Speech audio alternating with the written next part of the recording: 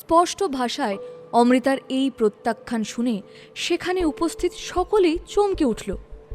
সবচেয়ে বেশি চমকে উঠল সোহম। অমৃতার দিকে তাকিয়ে বলল, এসব তুমি কি বলছো? তোমার এত সাহস কি করে হয় যে তুমি আমাকে রিফিউজ করো?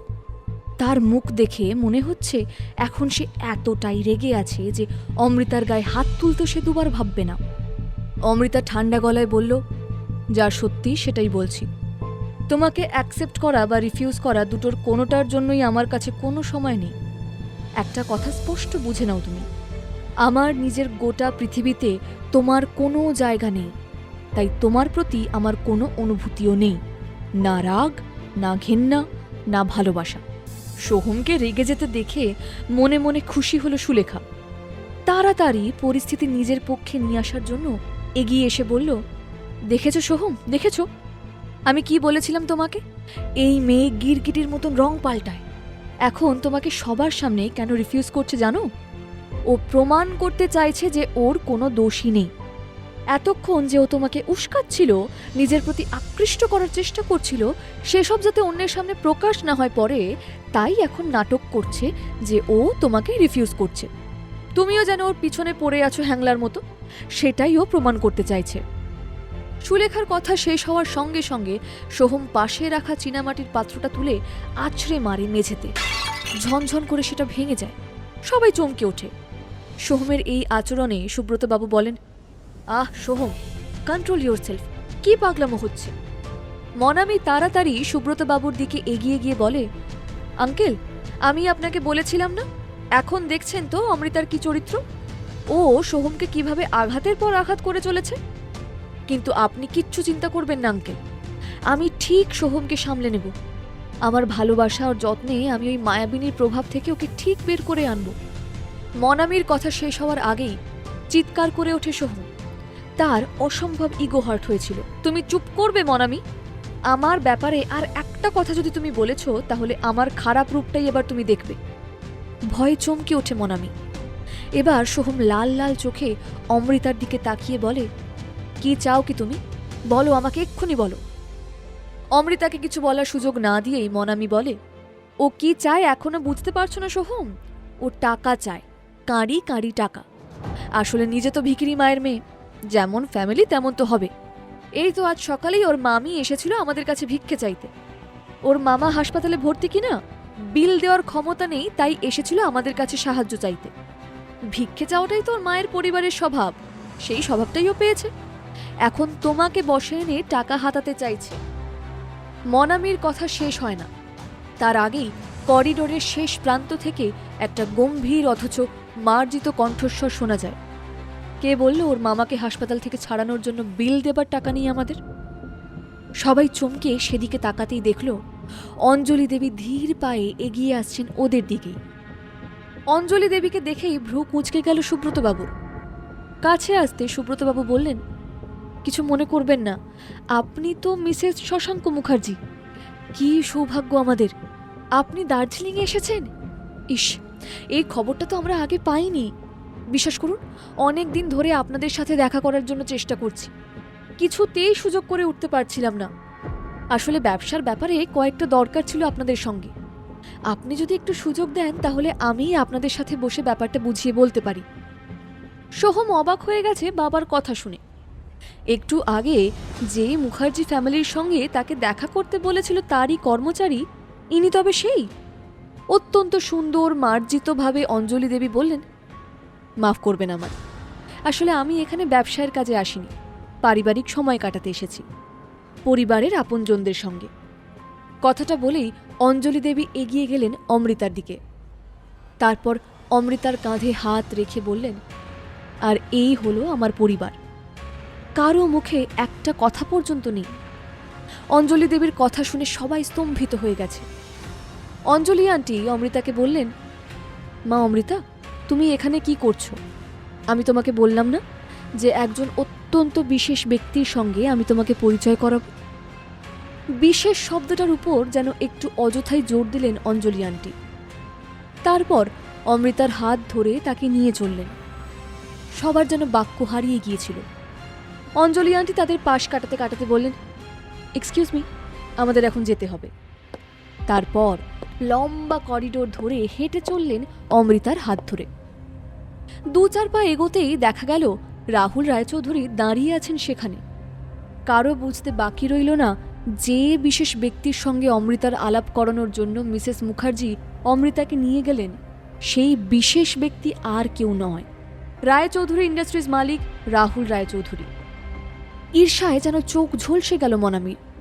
সে এত জোরে হাত মুঠো করল যে তার নখ ভেঙে গেল।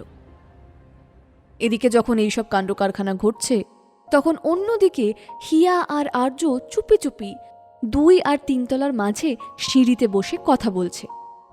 আর্যর খুব মায়া হলো। তাদের এই ডাবল রোলের রহস্য যাতে ফাঁস না হয়, তার জন্য হিয়াকে কত কষ্ট করতে হচ্ছে। সে বলল, হিয়া, আমি তোমার জন্য জল নিয়ে আসবো কি? না, তার কোনো দরকার নেই। এখন তুমি কোথাও যাবে না। আমাদের এখন কোথাও যাওয়ার দরকার নেই। কারোর মুখোমুখি পড়ে গেলে আমাদের সব রহস্য একেবারে ফাঁস হয়ে যাবে। আর্য কিছু উত্তর দিতে যাচ্ছিল, কিন্তু তখনই ওদের উপর একটা লম্বা ছায়া এসে পড়তে চমকে দুজনে পিছন ফিরে তাকালো। আর তাকাতেই প্রায় আঁতকে উঠল। পিছনে দাঁড়িয়ে আছে সাম্য। তাকে দেখে মনে হচ্ছে তার বুঝি দাঁড়িয়ে দাঁড়িয়ে হার্ট অ্যাটাক হয়ে গেছে। বিস্ফারিত চোখে পলক পড়ছে না তার। হিয়া আর্য পাথরের মতো মূর্তির মতো দাঁড়িয়ে রইল। আমি আমি আমি বলেছিলাম কি না 2 জন আর্য আছে। কেউ আমার কথা বিশ্বাস করছিল না। কাকাই, তুমি এত উত্তেজিত হইও না। আমার মধ্যে সুপার পাওয়ার আছে। আমি নিজের ক্লোন তৈরি করতে পারি। সাম্য বলল, আমাকে কি বোকা পেয়েছো? আমি কিছু বুঝি না? আমি খুব ভালো করে জানি সুপার পাওয়ার বলে কিছু হয় না। আর তাছাড়া তুমি তো একটা মেয়ে, আরও একটা ছেলে। ও তোমার ক্লোন হতেই পারে না। আমাকে টুপি পরাতে চাইছো? কথাগুলো বলতে বলতে সাম্য রীতিমতো হাঁপাচ্ছে। আর্য কাকাইয়ের এমন অবস্থা দেখে ফিসফিস করে বলল, কাকাই, আমি তোমার জন্য জল এনে দেবো কি? আমি দাদাভাইকে সব জানিয়ে দেব। না কাকাই, প্লিজ তুমি কাউকে কিছু বলো না। আমার এই অনুরোধটা তুমি রাখো। কিন্তু সাম্য তখন পাগলের মতো সিঁড়ি দিয়ে ছুটছে রাহুলকে সবটা বলার জন্য। সিঁড়ির সবচেয়ে উঁচু ধাপে যখন সাম্য পৌঁছে গেছে, তখন হঠাৎ তার কানে গেল একটা নির্দেশ, ওয়েট। নিজের ক্যাপ্টেনের কথা অস্বীকার করে তুমি 1 পাও বাড়ালে এবারে চ্যাম্পিয়নশিপ থেকে তুমি বাদ পড়বে। কথাটা শুনেই চমকে গেল সাম্য। সে পিছনে ফিরে দেখল কোমরে হাত দিয়ে দাঁড়িয়ে আছে হিয়া, মুখে গর্বিত হাসি। Little Angel. হ্যাঁ, আমি লিটল অ্যাঞ্জেল। আর গেম হোক কিংবা জীবন, আমি যখন ক্যাপ্টেন তখন কেউ আমার কথা না শুনলে আমার ভারী রাগ হয়। আমি তাকে টিম থেকে বাদ দিয়ে দিই। না না, এরকম করো না। তুমি তো আমার গুরুদেব। এই চ্যাম্পিয়নশিপটা আমি খেলতে চাই। হিয়া ঘাড় নেড়ে বলল, ঠিক আছে, কিন্তু তার জন্য তোমাকে একটা কাজ করতে হবে। আজকে যা জানতে পেরেছ তার একটা বর্ণ বাইরের কাউকে বলা যাবে না।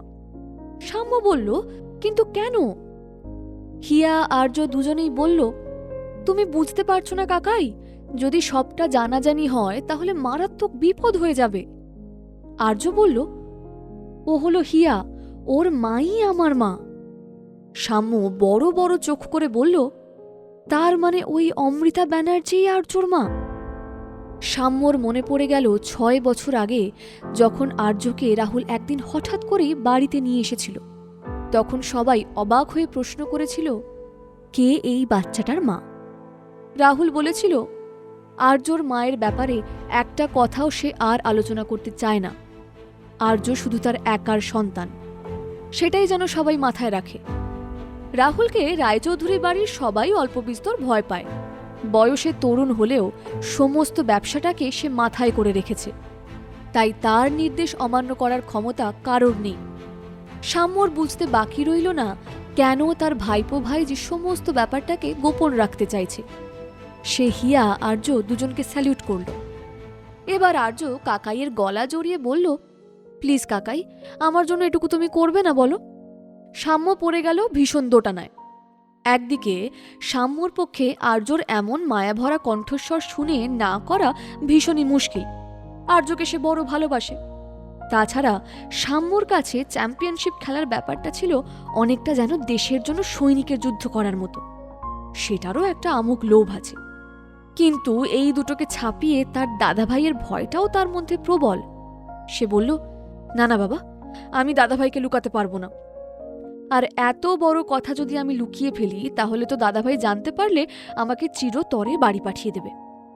না না বাবা, আমি দাদাভাইকে কিছু লুকোতে পারবো না। ঠিক আছে, তাহলে এবারের চ্যাম্পিয়নশিপ টিমটা আমাকে আবার নতুন করে ভেবেচিন্তে তৈরি করতে হবে। ক্যাপ্টেনের কথা যে শোনে না তাকে তো আর টিমে রাখা যায় না।